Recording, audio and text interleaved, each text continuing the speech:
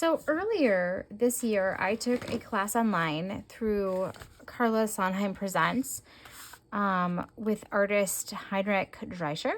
It was called Bleed Through Picture Making, and we used rice paper to create essentially a flip book that we digitized. So we started with one drawing, and then we wanted the ink to bleed through, and then based on the bleeds, we built up the drawings.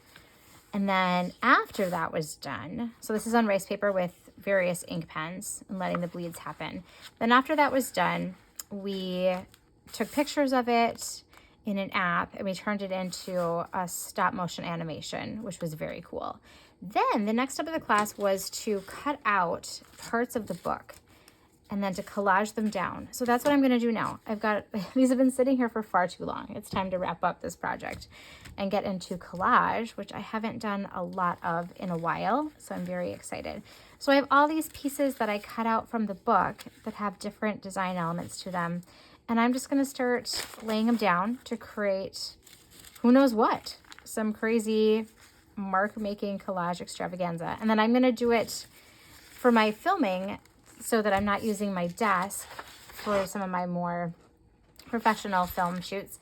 I always work on white paper, but then because I'm a watercolorist and messy materialist, I end up with spots of paint on white paper, and then I have all these extra sheets. So I decided I wanted to work big for this because that's what Henrik encouraged us to do for this last part of the project. And instead of getting out a clean sheet, I'm gonna go ahead and use one of my scrap papers from when I filmed something else. And then I'm gonna collage under that and let those marks also bleed through.